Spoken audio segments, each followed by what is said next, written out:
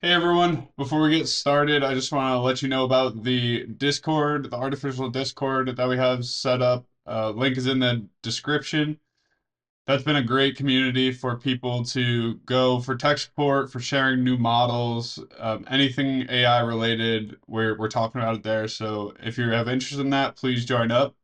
And the other thing is, if you haven't followed my Patreon already, it's where I link all of the workflows and install scripts. Please give me a follow. It really helps me out.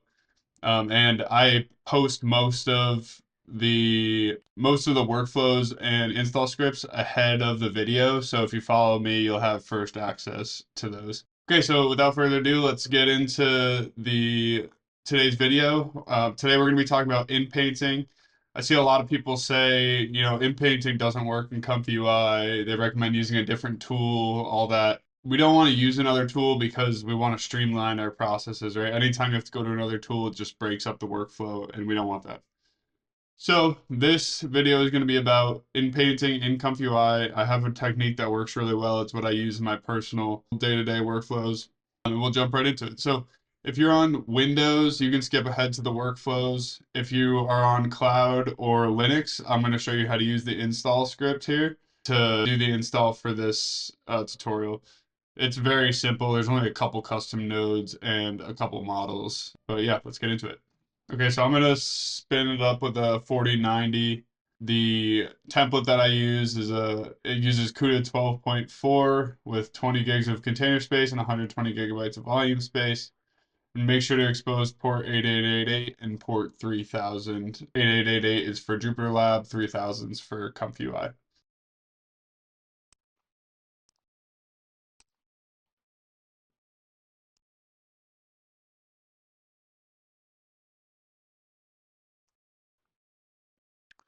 Okay, so first thing that we're going to do once we have our Jupyter Lab open, we're going to head to my Patreon page and grab the install script, so the Inpaint install, and then drag it into our workspace. I was testing this before, so mine downloaded with a 1 after it. I'm just going to delete that so we have the same name. Okay, so open that up. And so just to quickly explain how this works, this top part up here installs ComfyUI. These next four kind of groups install different custom nodes. And then down here, we're installing models.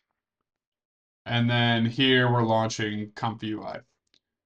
Okay, so the only thing that we need to change here is we need to get a Hugging Face token and put it into this install script to be able to install Flux Dev. So if you go over to Hugging Face and you just search Flux, it comes up as the Black Forest Labs Flux One Dev. If you click on that, there'll be, if you haven't already accepted the terms of service, there'll be a little box here that you have to agree to the terms of service. Once you do that, you'll be able to download the model. So once you're done with that, head to the access tokens under your profile, and then you're going to want to create a new token, a read token. So when you create the token, it could be so name it whatever you want. So like we call it Flux Inpaint, and then hit create token. Once you create the token, it's going to give you a random string that looks something like this. You're going to want to copy that string, go back to the install script, highlight the your Hugging Face token, and then do a find replace all. Okay. So I'm gonna replace this with my actual Hugging Face token. So once that's done, I will see you back here. Okay, to run the install script, all we need to do is bash inpaint install.sh. Okay, so ComfyUI is installed and it's started, so let's run it. If you're following along on Windows or not on RunPod, then just open ComfyUI however you typically do. If you're on RunPod, you just go to this HTTP service 3000. Okay, so we have ComfyUI installed. Now let's go grab a workflow. You have two options. You have the full Flux one dev and the GGUF options. So let's open the dev version or download the dev version and let's drag it into our workspace. Okay. So in the top left here, you can see our load diffusion model and our dual clip loader. I also did include the GGUF nodes as well if you would like to use them from this workflow, or you can download that other workflow. All that other workflow is doing is switching which node is connected here. Okay, then we are loading an image in. Let's load an image in while we are here. I'm just gonna upload this AI generated image of a guy. And then let's take a look at the rest of this workflow. So we have a positive prompt, which we'll change in a minute. We have this differential diffusion node. So this node is really the key for inpainting. It helps weight the pixels a little bit differently, and it gives us much better results than if this was not in there. You can try bypassing that and seeing what the difference is. The rest of these nodes are that's just standard flux, nothing fancy. And then before we talk about the Inpaint model conditioning node, let's go over here and create a mask for our character. All right, so let's right click on the image and open it in mask editor. And then I'm just gonna change the shirt to a Hawaiian shirt. So let's mask out the shirt. And a tip for masking, I find if you create the mask in kind of the shape of of whatever you want to be there, if it's possible, it helps the AI actually generate that image. All right, so this is like vaguely in the shape of a t-shirt, right? Okay, and then the other thing I like to do, this is kind of like a little pro tip. If you just create some like really small dots along like the face, especially like around the jawline, it and like around the profile of the face, the model will kind of understand that this is a person and we want to um, and it'll understand like with respect to the person where what it should input or what it should inpaint, sorry. Okay, so let's save that and then we'll talk about this mask part here. So the mask we have two options. We can either do an invert mask, which I'll show you after this, or we can do the regular mask. So what this is going to do is it's going to create noise in this shape, and then the AI is only going to interpret the pixels that are within this shape. It'll ignore everything else that's around it. Okay, and then the other option is this grow mask with blur. So this says to expand the mask by 15 pixels, and then it'll also blur those 15 pixels that it expanded. So we're just giving the AI a little bit more reference of what's just outside this mask, which helps it um, be able to interpret the image that it's going to create better.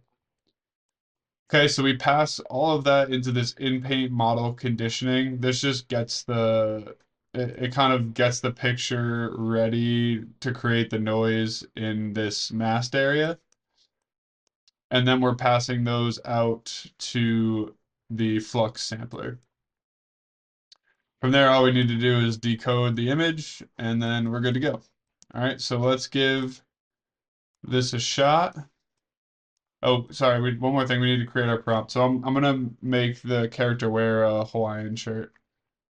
So let's say an American man wearing a Hawaiian shirt. All right, so this is something that does happen sometimes. Uh, the AI isn't perfect, right? So it's gonna, just like when you're creating regular images, it's going to give you some wonky ones sometimes. So just re-roll it. You might have to re-roll like 3 or 4 times. All right, so second generation. Now we got this guy, and his neck's a little bit long. Maybe maybe this guy isn't like the most normal looking person in the according to Flux, but it's pretty natural looking, right? Like he has the Hawaiian shirt fits, the body type's pretty similar. If we re-rolled it a few more times, I'm sure we would get another generation that is decent. All right, so let's try to do an inverse mask this time. So I'm gonna mask out the guy, and then we're gonna generate a different background. And we want to err on the side of like leaving a little bit of him out of the mask. This is going to allow the like if we get the guy or if we get the background in the mask, it's gonna just generate like a really similar background to what we already have. So I just want to mask like most of the guy, and then I'm okay if it changes some of the other some of the other stuff around him. All right, so we have him mostly masked out. Flux should help us out with these areas around. Usually it'll kind of fill him in.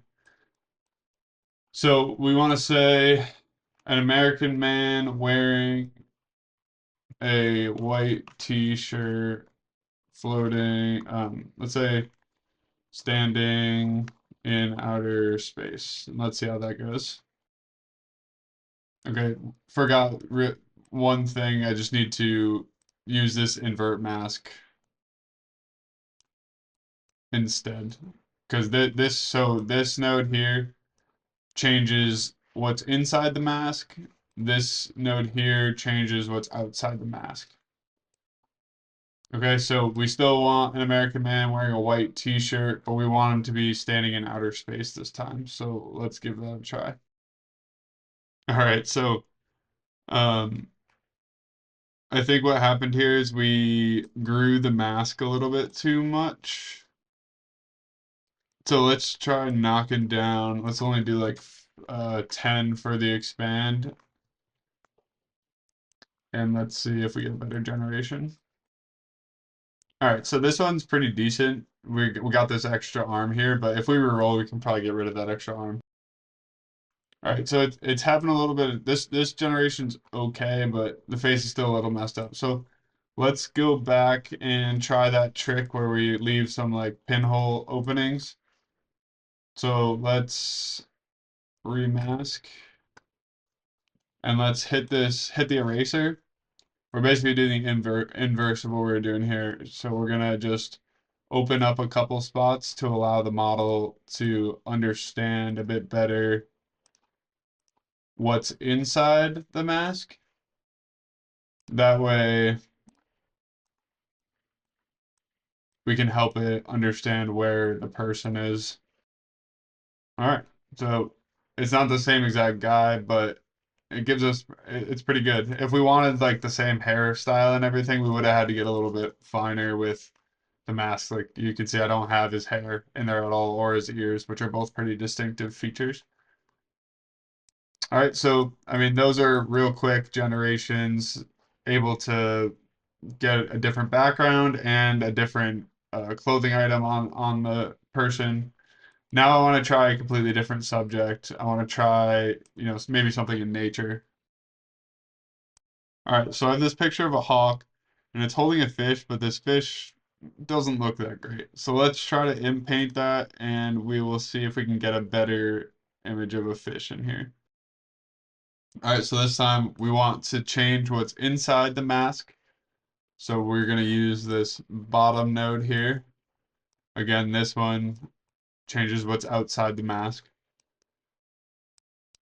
Okay, and then we want to say, we want to describe the whole picture to give the AI context. So let's say a red-tailed hawk carrying a fish in its large talons. I'm actually gonna give the model a little bit more room here. So I'm okay if it gives me a little bit of a bigger fish. I actually want a little bit of a bigger fish. So let's allow that. All right, now let's save this and let's try it out.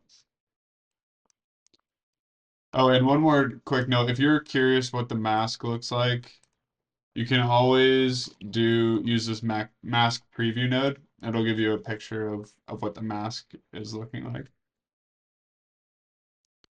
All right, so you can see the kind of blurred edges that come from this blur radius. If you want to decrease how much blurring there is, then just decrease that blur radius. If you want to decrease how much the mask is expanding, decrease this expand section.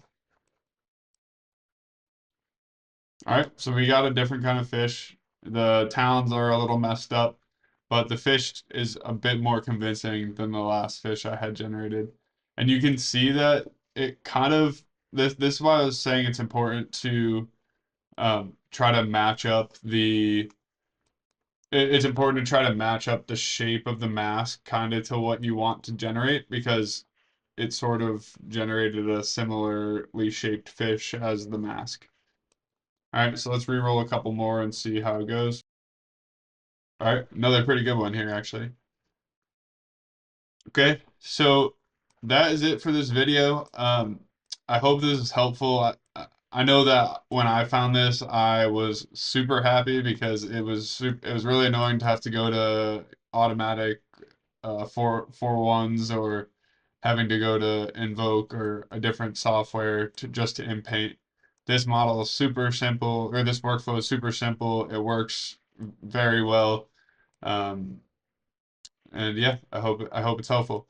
If you have any issues with the workflow, head to the comments and leave them there. You can also head to the Discord if you have more in-depth questions. It's easier to answer more technical questions on the Discord.